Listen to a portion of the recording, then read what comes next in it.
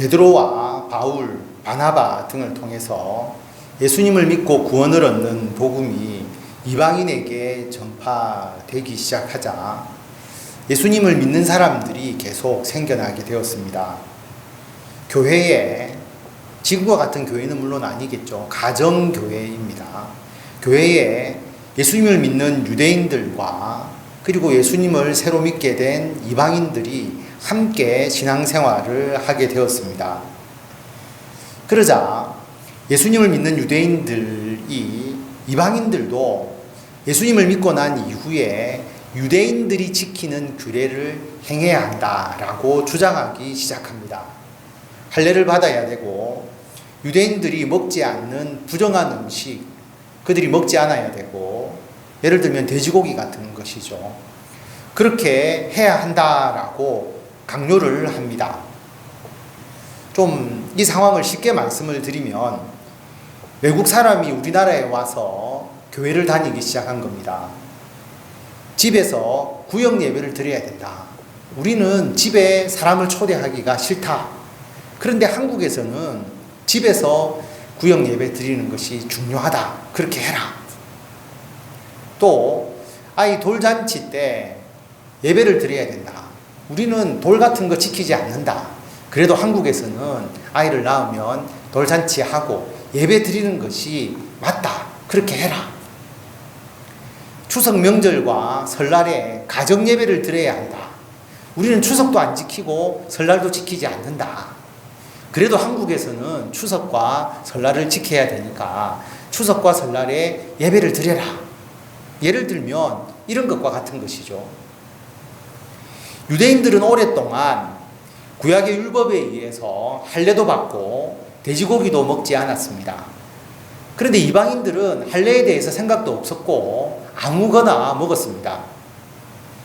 이방인들이 예수님을 믿으면 유대인들처럼 할례도 받아야 되고 부정한 음식 먹지 않아야 되고 유대인의 생활 규례를 따라야 하느냐, 이것이 논란이 되기 시작한 것입니다. 그래서 우리가 잘 알듯이 예루살렘 총회가 개최됩니다. 사도들과 많은 예수님을 믿는 지도자들이 모여서 이 문제를 놓고 토론하기 시작합니다. 많은 토론과 변론이 있었습니다. 그리고 베드로가 발언을 하죠. 하나님이 우리 유대인에게와 똑같이 이방인에게도 성령을 주셔서 증언하셨다. 믿음으로 이방인들의 마음을 깨끗하게 하셨다. 그래서 이방인이나 유대인이나 차별하지 아니하셨다. 그런데 지금 너희가 어찌하여서 하나님을 시험해서 우리 조상이나 우리도 능히 매지 못하던 멍에, 율법이죠. 율법을 유대인들이 다 지킨 것은 아니지 않습니까? 자기들도 능히 매지 못하던 멍에를 왜 이방인의 목에 지우려고 하느냐. 그러면서 베드로가 이렇게 말하죠. 우리는 그들이, 이방인들이 우리와 동일하게 주 예수의 은혜로 구원받는 줄로 믿는다. 그들과 우리가 모두 주 예수의 은혜로 구원을 받는 것으로 믿는다라고 선언을 합니다. 베드로에 이어서 바울과 바나바도 증언을 하죠. 그들이 이방인에게, 이방 나라에 가서 복음을 전했는데 그때 일어난 일들을 증언합니다. 성령이 그들에게 임하고 그들이 회개하고 예수님을 믿게 되는 역사가 일어났다. 예수님을 믿고 그들이 성령 받은 것이 바울이나 바나바의 능력이 아니지 않습니까?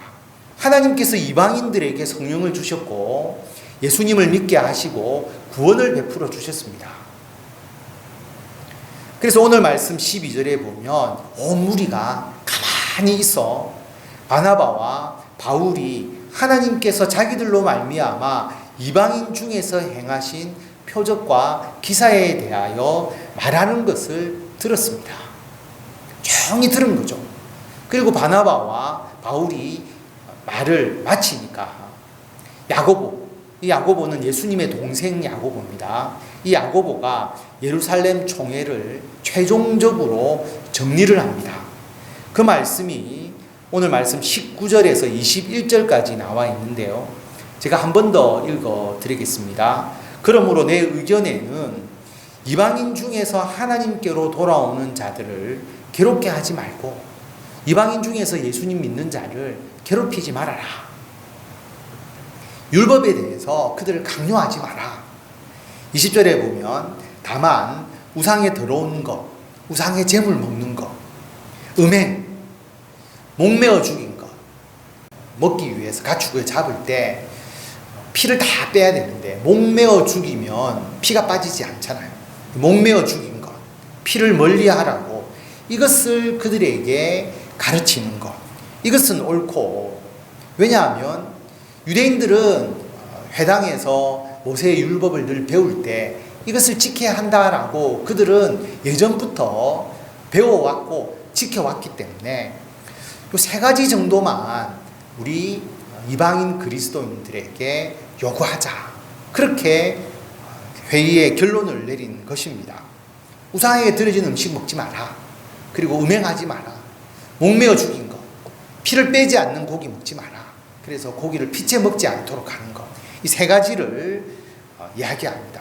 왜냐하면 유대인들이 가장 민감하게 생각하고 지금도 유대인들이 대부분 지키는 것이니까 이방인들도 이것 정도는 양보해서 유대인들과 그리스도인들, 이방인들과 유대인 그리스도인들이 함께 한 교회에서 신앙생활할 수 있도록 하자라고 하는 것입니다. 예수님께서 오시기 전에 구약 시대에는 먹으면 부정한 음식들이 있었죠. 그래서 유대인들이 그 음식을 먹지 않았습니다. 그러나 예수님을 믿고 난 이후에는 더 이상 먹는 것을 가지고 사람을 부정하다 판명하지 않죠. 왜냐하면 마태복음 15장 11절에 보면 예수님께서 입으로 들어가는 것이 사람을 더럽게 하는 것이 아니다. 입에서 나오는 것이 사람을 더럽게 하는 거다. 입에서 나오는 게 마음에서 나오는 것이고 마음에서 나오는 것이 악한 생각이지 않느냐. 그렇게 말씀을 하셨죠. 입으로 들어가는 것은 배로 들어가서 다 뒤로 배출되어 버리는데 그게 무슨 사람을 더럽게 하느냐. 예수님께서 그렇게 말씀하셨습니다. 여러분 한번 생각해 보시기 바랍니다. 부정한 음식에 대한 규례가 이방인들에게 복음을 전하고 난 이후에도 계속된다면 유대인들이 이방인들하고 같이 식사할 수 있겠습니까? 식사 교제가 이루어질 수가 없죠. 이방인들이 부정하다라고 생각하면 이방인의 집에 들어가서 같이 머무를 수 있겠습니까? 못하죠. 그럼 이방인과 만날 수 없는데 이방인에게 복음을 전할 수 있겠습니까? 복음을 전하지 못하죠. 이방인들에게 복음을 전하지도 못하고 그들과 함께 한 교회 안에서 신앙생활 할 수도 없습니다. 그래서 예수님을 믿고 난 이후에 먹는 것에 대해서 부정하다고 하는 구약의 율법이 모두 다 갱신되게 됩니다. 더 이상 먹는 것으로 사람이 부정하게 되지 않습니다. 그래서 예수님을 믿고 난 이후에 우리들은 지금 어떤 음식이 부정하다 이거 신경 쓰지 않고 마음껏 먹습니다. 초대교회 이후에 음식에 대한 규례가 사라졌다라고 하는 것입니다. 근데 여러분 한번 생각해 보십시오. 유대인들이 1000년 이상 먹지 않아온 음식입니다. 갑자기 먹을 수 있겠습니까? 예수님을 믿었다고 해도 찝찝하기 때문에 자기가 먹지 않은 음식은 쉽게 먹을 수 없었습니다. 안 먹는다고 문제가 되나요? 문제가 되지 않습니다. 예를 들어서 채식주의자인 사람이 있는데 예수님을 믿고 난 이후에 고기를 먹어야 됩니까? 예수님을 믿고 난 이후에도 여전히 채식만 할 수가 있는 것이죠. 유대인들 중에서는 분명히 예수님을 믿고 분명히 예수님을 믿음에도 불구하고 나는 과거에 돼지고기 먹지 않았기 때문에 돼지고기 먹지 않겠다. 그렇게 생각하고 그렇게 실천하는 사람들도 있었을 것입니다. 또 피가 빠지지 않는 고기, 또 우상에게 드려진 그 제물, 나는 그거 먹지 않는다. 그렇게 생각하는 사람들이 분명히 있었을 것이다 라고 하는 거죠. 그래서 이방인들도 유대인들과 함께 예수님을 믿고 한 교회에서 생활하기 위해서는 서로가 양보하고 배려할 것이 있다는 거죠. 유대인들의 식습관에 대해서도 배려해 주어야 하는 겁니다. 그래서 유대인들도 양보하고 이방인들도 양보하고, 그래서 최종적으로 타협안으로 제시된 것이 오늘 야고보가 최종적으로 의결한 우상에게 드려진 음식은 먹지 말자. 그리고 음행하지 말자. 그리고 목매어서 죽인 거, 피가 빠지지 않는 고기, 그거 먹지 말자. 피채 먹어서는 안 되니까. 그래서 이방인들과 유대인 그리스도인들이 이 부분을 함께 지키도록 권유하자. 율법적으로 강제하는 게 아닙니다. 서로가 배려하고 권유하는 것이죠. 그렇게 의결하게 됩니다. 성도 여러분, 복음의 본질이 무엇일까요? 예수님을 믿고 구원을 얻는 것이지 않습니까? 예수님의 십자가의 대속, 예수님께서 우리들의 죄를 대속하기 위해서 예수님께서 십자가에서 돌아가셨습니다. 예수님의 부활, 우리에게 부활을 통한 영원한 생명을 주시기 위해서 예수님께서 부활의 첫 열매, 그 부활의 길을 열어주셨습니다. 예수님의 통치, 예수님께서 지금 온 세상을 다스리시는데 우리들을 통해서 예수님께서 통치하십니다. 예수님의 재림, 이 세상을 예수님께서 심판하고 우리에게 최종적인 구원과 승리를 주시기 위해서 예수님께서 다시 오십니다. 이것을 믿는 우리들의 믿음이 신앙의 본질이죠. 이것을 믿는 믿음으로 우리는 죄의 대속을 받고 영원한 생명을 얻습니다. 이게 우리의 신앙의 핵심 아닙니까? 구원에 있어서 가장 중요한 요소입니다.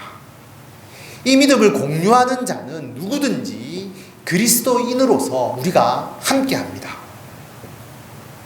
백인이든지 흑인이든지 유색 인종이든지 부자이든지 가난한 자이든지 정치적으로 보수주의자든지 진보주의자든지 일본 사람이든지 우리나라 사람이든지 북한 사람이든지 중국 사람이든지 모두가 이 믿음으로 구원을 얻습니다. 여러분, 확실히 여기에 대해서 믿으십니까? 중국은 사회주의 국가이죠. 중국 사람은 예수님을 믿으면 구원을 못 받습니까? 사회주의 국가에서 탈출해 나와야 비로소 구원을 받나요? 우리나라가 독재 정치를 할 때 독재 국가에서는 예수님을 믿으면 구원을 받지 못합니까? 민주화되고 난 이후에야 우리가 구원을 받습니까? 아니지 않습니까?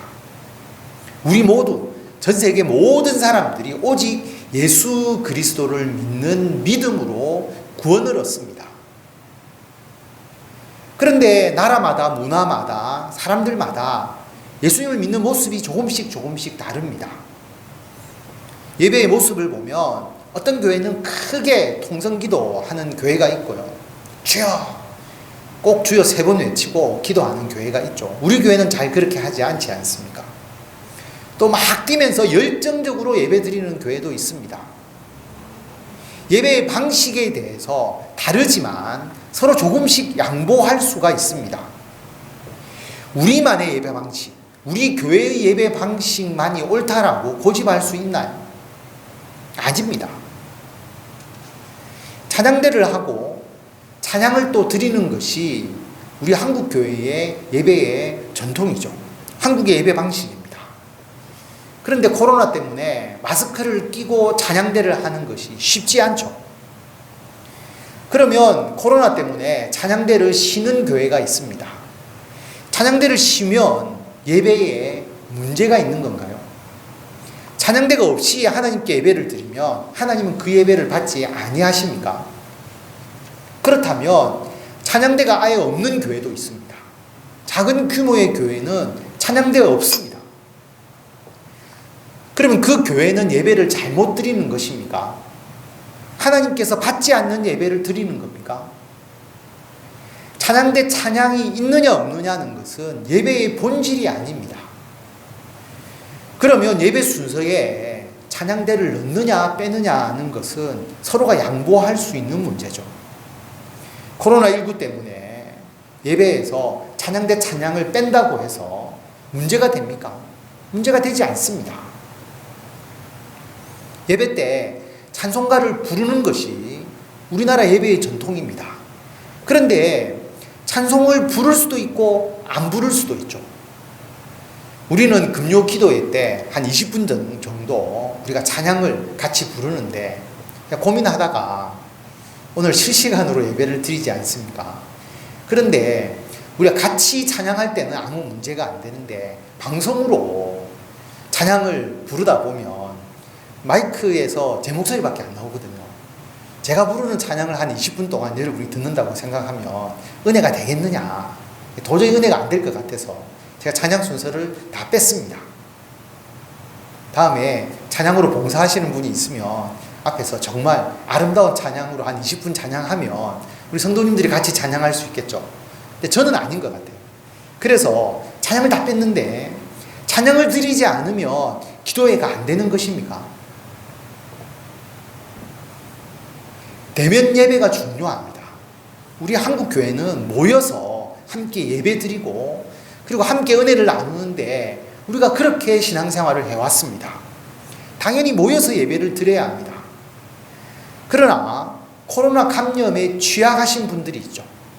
연세 많으신 분들, 기저질환이 있는 분들. 이분들은 코로나에 감염되기도 쉽고 감염되면 극히 위험하신 분들입니다. 예배가 생명이다. 맞죠? 예배는 생명입니다. 그런데 감염에 취약해서 현장 예배, 대면 예배에 나오지 못하는 분들은 어떻게 할까요? 예배가 생명이기 때문에 감염을 무릅쓰고 무조건 예배를 드려야 합니까? 또 어떤 분은 혹시 내가 다른 사람에게 감염시킬까 싶어서 나도 모르는 사이에 무증상 감염자일 수도 있고 그게 오히려 교회에 덕이 되지 않을까 싶어서 교회에 나오지 못하겠다 이렇게 말하시는 분들도 있습니다.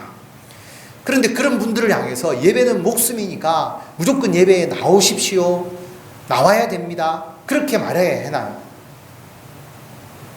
대면 예배를 못 드릴 경우 영상을 통해서도 예배를 드리면 됩니다. 영상이 없어도 제가 이렇게 예배를 인도하지 않아도 여러분이 집에서 성경 보시면서 여러분이 하나님께 예배를 드리셔도 됩니다. 가정 예배도 있잖아요. 그럼 그 예배는 하나님이 안 받으시나요? 하나님이 받으십니다. 교회에서 예배가 중단이 됩니까? 예배가 중단되지는 않죠. 교회에서 예배는 계속됩니다. 단지 모이는 사람이 소수일 뿐인 것이죠. 많이 모여야 예배지. 교회에서 소수만 이렇게 드리는 예배가 무슨 예배냐. 이렇게 소수가 모였는데 무슨 기도회냐. 그러면 개척교회 아주 작은 규모의 교회에서 기도회하고 예배 드리는 것은 하나님이 안 받으시나요? 그렇지 않습니다. 예배는 목숨과 같다. 맞는 말이지만 그러면 직장 때문에 예배에 빠지시는 분들이 항상 있잖아요. 평소에도 매주일 1년 365일을 따지면 100% 한 번도 빠지지 않고 예배 드리는 분은 사실 한 교회 안에서 그렇게 많지 않습니다. 아파서 안 나오실 수 있고요. 직장 때문에 안 나오실 수 있고요. 그런 분이 많은데 갑자기 예배는 목숨이다.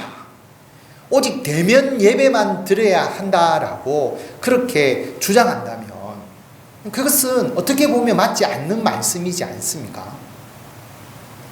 그렇다고 해서 모두가 영상 예배를 드리면 되지 그것도 아닙니다. 왜냐하면 영상 예배에 익숙하지 않은 연세 많으신 분들은 스마트폰으로 예배 드리기가 쉽지 않습니다. 집에 와이파이가 없으신 분도 있거든요. 어린 자녀들이 컴퓨터를 쓰면 인터넷선을 집에 연결해서 와이파이를 쓰시는 분이 있지만 연세 많으신 분들만 사는 곳은 대부분 와이파이 설치 안 합니다. 그런데 와이파이 없이 1시간 동안 휴대폰에 데이터를 쓰면서 예배 드리기가 쉽지 않거든요. 또 집에 TV가 최신식이면 유튜브를 바로 연결하거나 아니면 스마트폰을 영상으로 같이 연결해서 그래 TV로 영상 예배를 드리면 훨씬 예배 드리기가 편하죠. 근데 그 작은 스마트폰 화면으로 예배 드리기가 쉽지 않습니다. 또 연세 많으신 분들은 아예 스마트폰이 없으신 분도 있거든요. 폴더폰밖에 없는데 그걸 어떻게 영상 예배를 드리느냐. 그러니까 대면 예배가 필요한 교회도 있습니다. 그럴 경우에 이 교회는 대면 예배가 필요하구나, 이것도 인정할 수 있어야 합니다. 그러나 대면 예배를 드릴 때 철저하게 소독해야 되고, 마스크 절대 벗으면 안 되고요. 당연히 식사해서는 안 되고, 그래서 방역 수칙을 철저하게 준수하면서 절대 감염이 일어나지 않도록 예배를 드려야 하는 것이죠. 제가 말씀드리고자 하는 것은 무엇이냐 하면, 지금 한국 교회가 본질이 아닌 대면 예배를 드려야 하느냐 아니냐 하는 문제로 교회가 서로 분쟁이 일어나거나 다툴 필요가 없다라고 하는 것입니다. 유대인 그리스도인들과 이방인 그리스도인들도 조금씩 양보해서 자기들의 식습관, 자기들의 문화에 있어서 서로가 조화를 이룰 수 있도록 양보를 하고 협력했거든요. 믿음의 본질을 해치지 않는 범위 내에서 서로가 양보하고 협력했습니다. 우상에게 드려진 제물 먹지 않고, 음행하지 않고, 목매어 죽인 고기 급히 먹지 않도록 하자. 이 부분만 지키면 서로 문화가 다르지만, 식습관과 행동하는 것이 다르지만, 이 유대인들과 이방인 그리스도인들이 모두가 한 교회에서 같이 신앙생활 할 수 있다라고 그렇게 판단하고 그렇게 추진한 것이죠. 지금 한국 교회도 연세가 많으신 성도나 젊은 성도나 스마트폰을 잘 하시는 성도나 스마트폰이 없는 성도나 도시교회나 농촌교회나 함께 예배 드릴 수 있는 지혜를 충분히 모을 수 있습니다.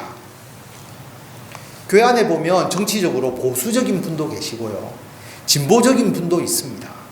문재인 정부를 지지하는 분도 있고 반대하는 분도 있습니다. 문재인 정부를 지지하면 구원을 얻고 문재인 정부를 반대하면 구원을 받지 못합니까? 반대로 문재인 정부를 반대해야 구원을 얻고 지지하면 구원을 못 받습니까?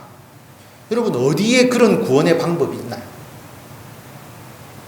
성경 어디에 정치적 색깔로 구원을 받는다는 말이 있습니까?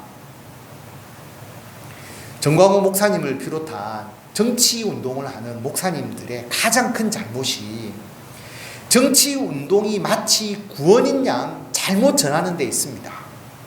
보수이든 진보이든 마찬가지입니다. 또 진보적 사상을 가진 목사님들은 보수적인 성향을 가진 목사님들, 또 성도들이 마치 사이비인 양 그렇게 말하거든요. 이것도 잘못되었습니다. 문재인 정부에 반대하지 않으면 마치 사이비 목사고 사이비 성도인 것처럼 이야기하는 것, 이것도 잘못되었습니다. 여러분, 정치적 견해가 신앙의 옳고 그름을 판별할 수 없고요, 정치적 견해가 구원의 기준이 될 수가 없습니다. 정치적 견해는 복음의 본질이 아닙니다. 서로가 정치적 견해가 달라도 충분히 양보하고 포용하면서 서로가 협력할 수가 있습니다. 여러분, 이게 불가능한가요? 이게 불가능하다면 한 교회가 될 수 없습니다. 이것도 하지 못한다면 어떻게 정말 생각이 다른 예수님을 믿지 않는 사람들을 우리가 전도할 수 있겠습니까? 땅끝까지 복음을 전해야 된다라고 말하면서 어떻게 말도 다르고 생각도 다르고 행동도 다른 세계의 각 나라 사람들에게 예수 그리스도의 복음을 전할 수 있겠습니까? 중국에 가서 당신 사회주의 포기해야 당신 구원을 얻는다라고 말할 것입니까? 미국에 가서 당신 트럼프 대통령을 지지해야 구원을 받는다라고 그렇게 전하시겠습니까? 아니지 않습니까? 우리가 복음의 본질에 집중해야 되고요, 비본질적인 것을 가지고 다투고 분리되어서는 안 됩니다. 모두가 복음의 본질에서 벗어나 있는 것에 매몰되어서 안 됩니다. 우리가 복음의 본질에 집중해야 됩니다. 베드로가 분명하게 오늘 선언했습니다. 우리는 그들이, 이방인들이 우리와 동일하게 주 예수의 은혜로 구원받는 줄로 믿는다.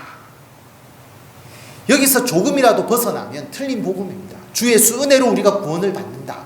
여기에서 벗어나면 틀린 복음이고요, 이 복음의 핵심을 공유하면 진리가 되는 것이고, 이 복음의 핵심에서 벗어나면 이단이 되는 것입니다. 이 복음에 대해서 우리 모든 그리스도인들이 같은 생각이고 여기에 대해서 서로가 공감한다면 나머지 부수적인 것에 대해서는 조금씩 서로 양보하고 서로 조정하고 서로가 협력할 수가 있습니다. 반드시 협력할 수 있고 협력해야 합니다. 저는 우리나라 모든 교회가, 모든 그리스도인들이 오늘 예루살렘 총회의 결과처럼 복음의 본질에 집중하고 비본질적인 것에 대해서 조금씩 양보한다면 모두 그리스도 안에서 한 교회, 한 그리스도인으로서 세상에 올바른 그리스도인의 빛과 소금의 역할들을 감당하고 선한 영향력을 끼칠 수 있다고 확신합니다. 이 일에 동참하시고 함께 협력하시는 우리 모든 성도 여러분들이 다 되시기를 바랍니다.